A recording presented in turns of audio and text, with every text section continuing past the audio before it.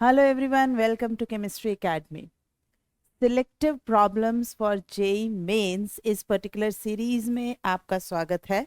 इस नए एपिसोड में हम फिर से combination of organic and inorganic दोनों ही तरह के सवाल करने वाले हैं और आज हम बहुत सारी अलग अलग कॉन्सेप्ट्स को टच करने वाले हैं। तो बहुत इम्पॉर्टेंट वीडियो है ये आपकी पूरी तैयारी के लिए, इसे ध्यान से देखें। जो भी चीज़ें आपको इम्पॉर्टेंट लग रही हों उन्हें पॉज करके, मतलब वीडियो को पॉज करके, हो सके तो नोट्स में लिखते जाएं, कहीं एक रजिस्टर बना लें इस पूरी सीरीज का और इन चीज़ों को नोट करते जाएं। It would be quite helpful for you as some important points जब आप फाइनली एग्जाम्स देने के लिए जाएंगे। You can just go through those pages in a fast pace, ताकि कोई ऐसी चीज़ जो आपने इस दौरान सीखी हो वो आपको अल्टीमेटली काम आ सके। ठीक, तो आइए हम शुरू करते हैं हमारा आज का क्वेश्चन। सबसे पहला सवाल हमारा है, number of electrophilic centre in the given compound is. ये कॉन्सेप्ट का क्वेश्चन कुछ इसी तरह से एग्जैक्टली मेंस में पिछले 2 साल के अंदर आया हुआ है। ठीक, देखने में सवाल बड़ा ही आसान लग रहा है कि पूछा ही क्या है, सिर्फ इलेक्ट्रोफिलिक सेंटर पूछे हैं, लेकिन ये शब्द उस प्रेशराइज कंडीशन में आपको बहुत कंफ्यूज कर सकता है। इलेक्ट्रोफिलिक मतलब जो इलेक्ट्रॉन के लिए एफिनिटी रखता हो। ठीक, तो हमें वो साइट चाहिए इस पर्टिकुलर मॉलिक्यूल के अंदर जो इलेक्ट्रॉन डेफिशिएंट हो, ताकि वो इलेक्ट्रॉन्स के लिए एफिनिटी रखती हो, ना कि खुद इलेक्ट्रॉन रिच हो और कोई इलेक्ट्रॉन लविंग स्पीसीज उस पर अटैक करती हो। ये इंटरप्रिटेशन गलत है। जो मैंने सेकंड बोला ना की के बाद, वो इंटरप्रिटेशन गलत है। सो करेक्ट इंटरप्रिटेशन आप इस पर्टिकुलर लैंग्वेज का लेंगे कि इस मॉलिक्यूल के अंदर ऐसी साइट्स ढूंढिए जहां इलेक्ट्रॉन की कमी है, डेफिशिएंसी है, और कोई इलेक्ट्रॉन डेंस चीज उस पर आकर अटैक कर सकती है। तो बेंजीन साइट का तो सवाल ही नहीं उठता, क्योंकि ये तो अपने आप में खुद ही पाई इलेक्ट्रॉन डेंस सिस्टम है।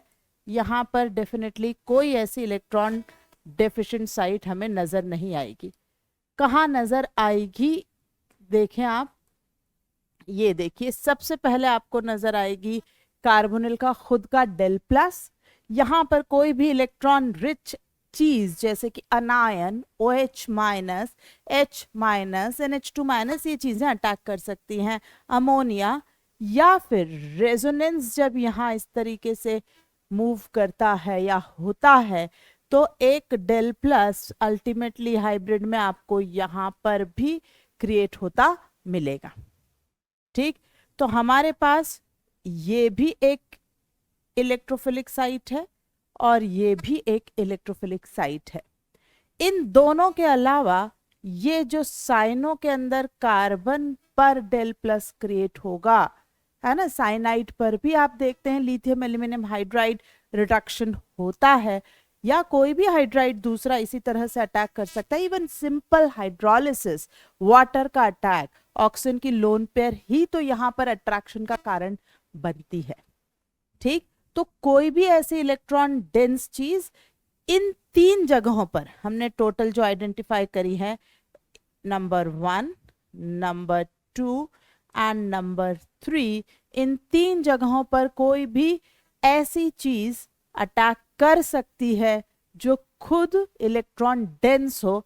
मतलब ये चीजें इलेक्ट्रोफिलिक है। ये 3 साइट्स जो मैंने मार्क करी हैं, ये इलेक्ट्रोफिलिक सेंटर्स हैं इस मॉलिक्यूल के अंदर, और इसलिए आप इस क्वेश्चन का आंसर जो रिपोर्ट करेंगे वो आप करके आएंगे 3 इन तीनों पोजीशंस को लेकर। तो यहाँ ये जो वर्ड है इलेक्ट्रोफिलिक सेंटर और इन द गिवन कंपाउंड, इस कंपाउंड के अंदर वो इलेक्ट्रोफिलिक सेंटर हमें पहचानना है। इस पर्टिकुलर का इंटरप्रिटेशन इज एक्सट्रीमली इंपॉर्टेंट। तो आप जानते ही हैं हम अपनी सीरीज में क्वेश्चंस वही ले रहे हैं जो मेन से रेलिवेंट हों, है ना, लेकिन उन क्वेश्चंस को कैसे हैंडल करना है, क्या गलतियां हो सकती हैं, इंटरप्रिटेशंस क्या है, ठीक, आपको उसका क्या अर्थ लेते हुए किस तरीके से आंसर टिक करना है, यही हमारा पूरा कार्य क्षेत्र है। इसी पूरी चीज पर हम काम कर रहे हैं। और अगर आपको हमारे ये एफर्ट्स पसंद आ रहे हैं तो please subscribe to our channel, share it जहां भी पॉसिबल हो सके, जितना भी पॉसिबल हो सके, and please drop like on our videos and also hit the notification icon, ताकि आपको हमारे वीडियोस इसी तरह से टाइमली इन्फॉर्म होते रहें और आप उनका पूरा बेनिफिट उठा सकें। हाँ, ये बढ़ते हैं अगले सवाल पर। नेक्स्ट क्वेश्चन हम ले रहे हैं from inorganic. Extremely important question, extremely important. Potassium manganate is not formed in, is not formed in हमसे पूछा गया, फॉर्म्ड इन नहीं, नॉट फॉर्म्ड इन, ये हमसे पूछा गया है। 4 रिएक्शंस दी हुई हैं सिंपल।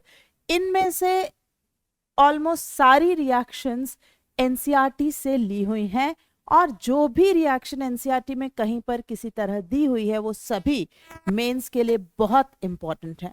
पहले मैं इस क्वेश्चन को कंक्लूड करूं और फिर आपको एनसीईआरटी के पेजेस भी एक बार शेयर करूं, दिखाऊं।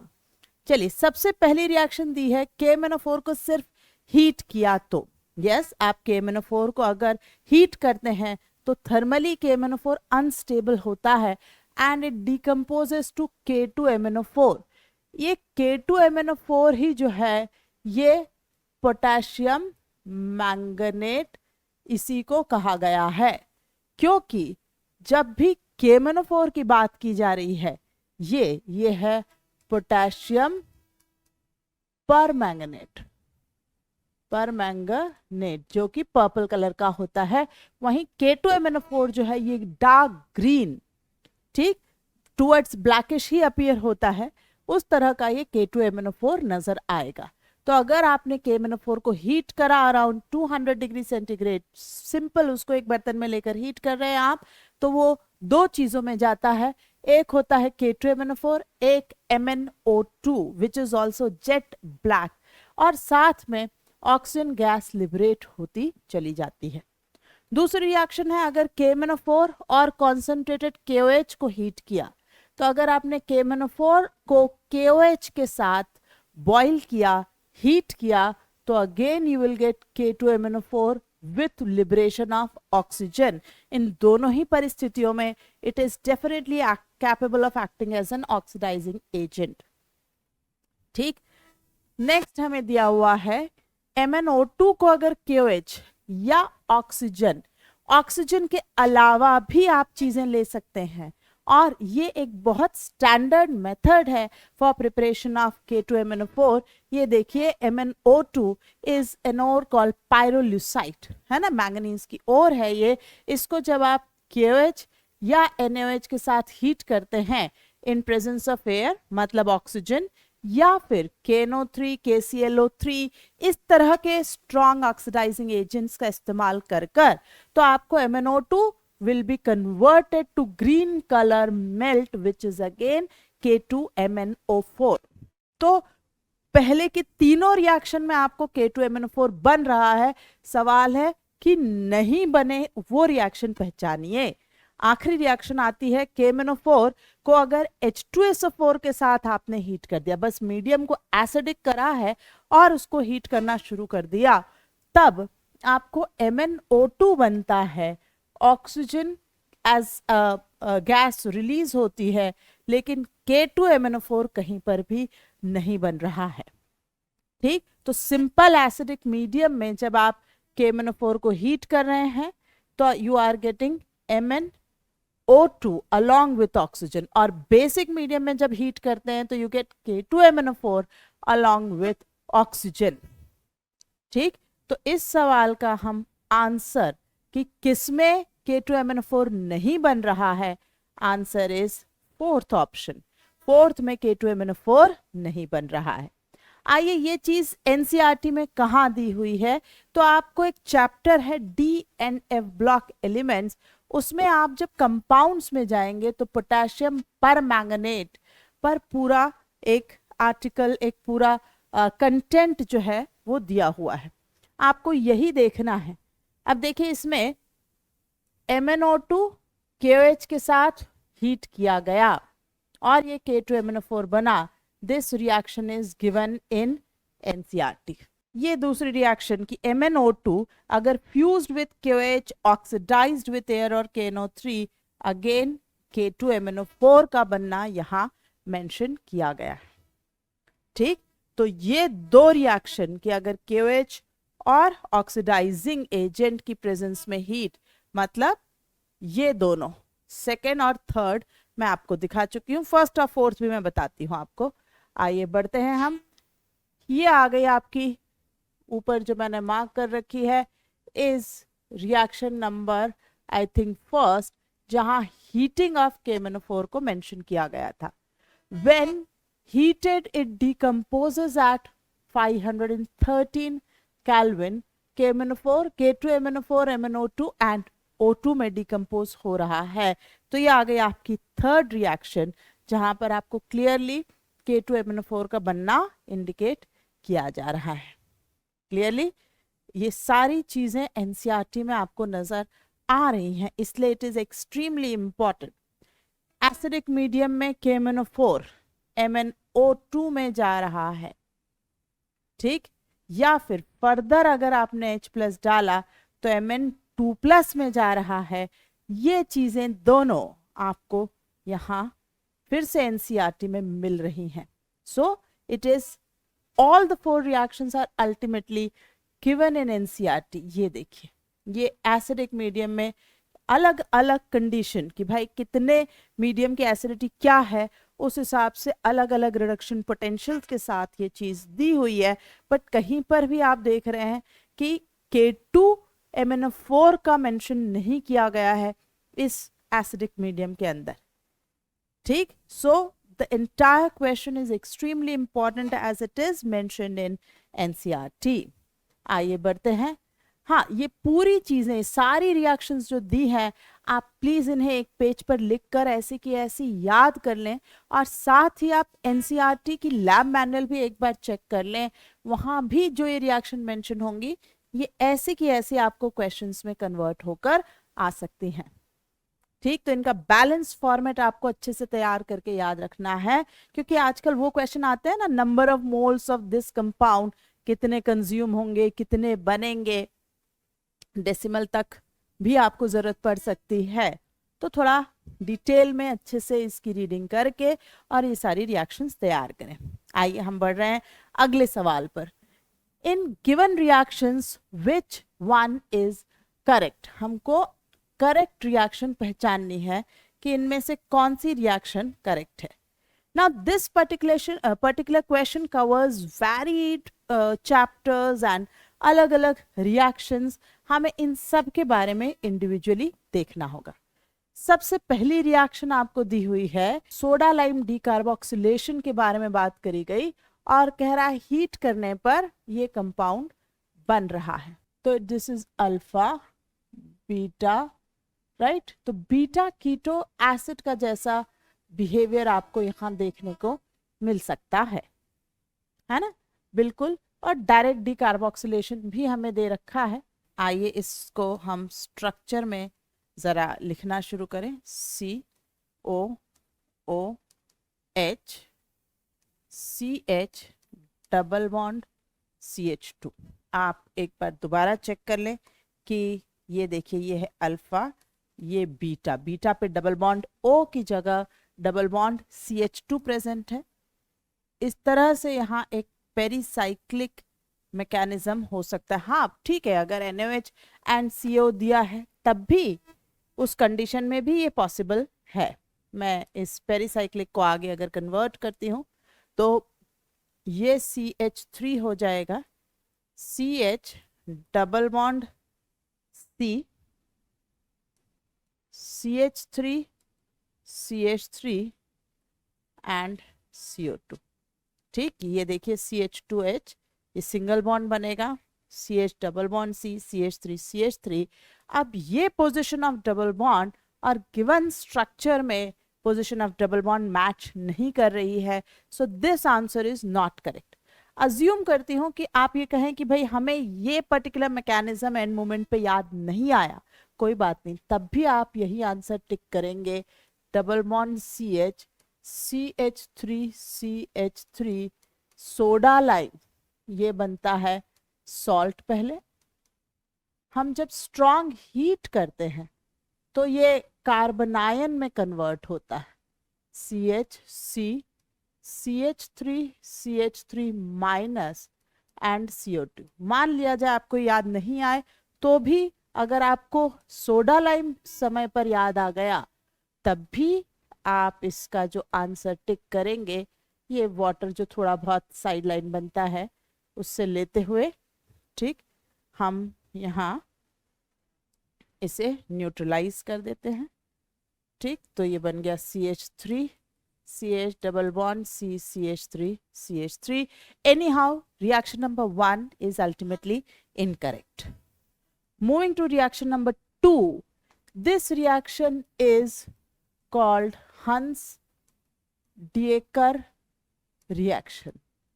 ये यहाँ जो रिएक्शन का इस्तेमाल कर रहा है वो है हंस-डिएकर रिएक्शन।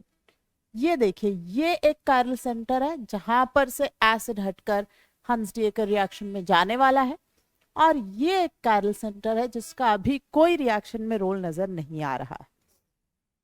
ये ऐसी की ऐसी ही रहेगी।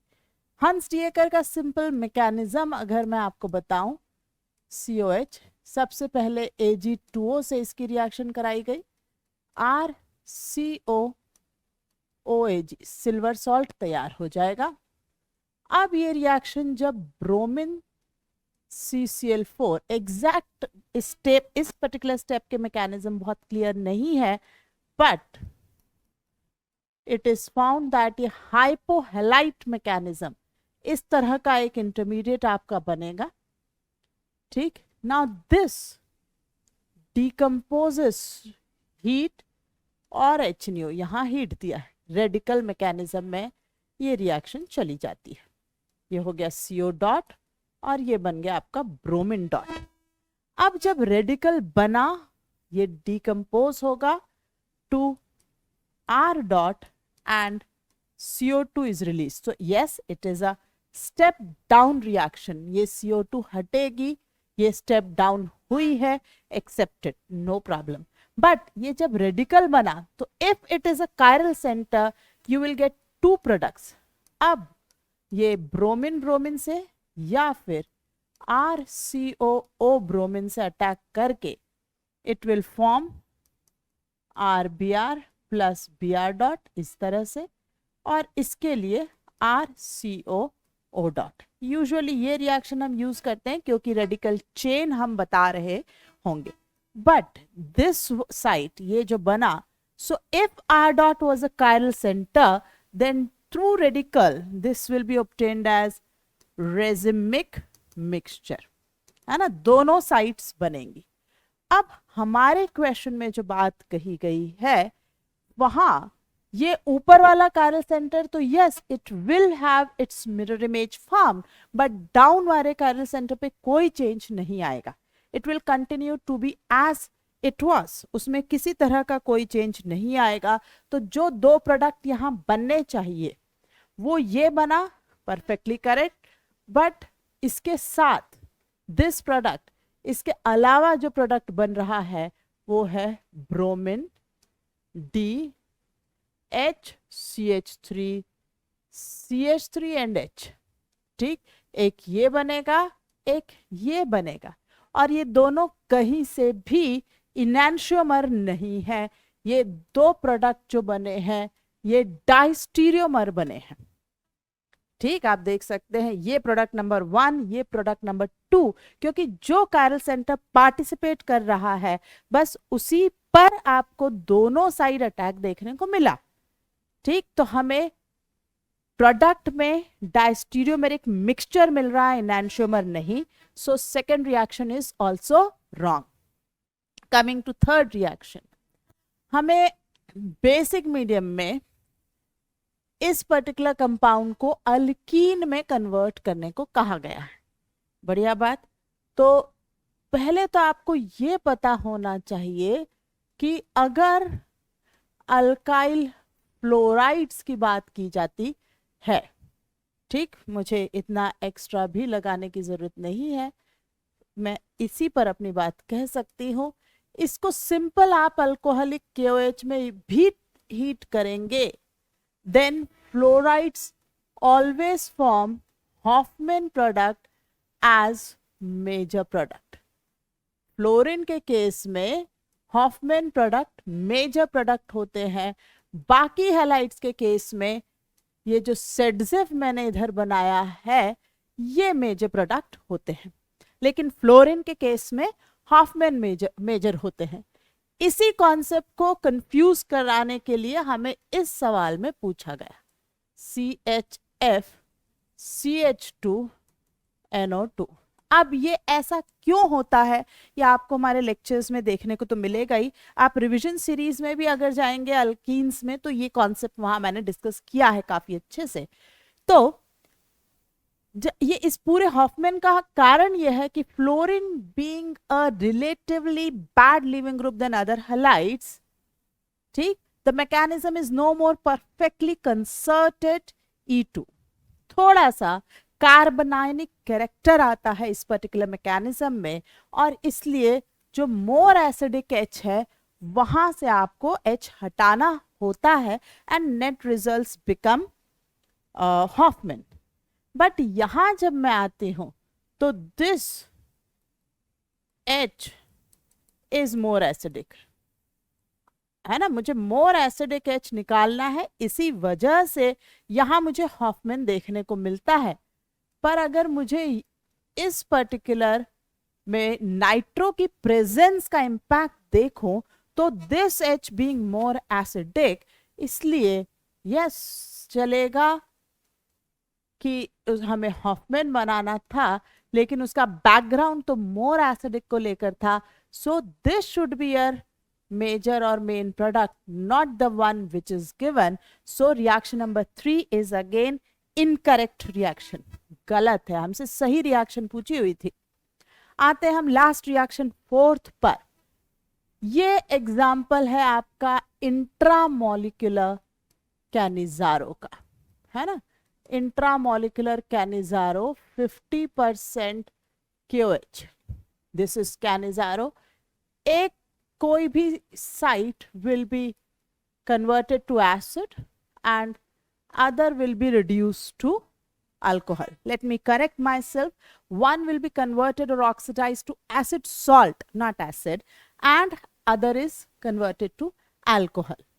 अब जब इसमें H प्लस डाला, अभी हीट की तो बात ही नहीं कर रही हूं, तो आपने एसिड जब डाला, this acid salt is now converted to acid and now it is heated.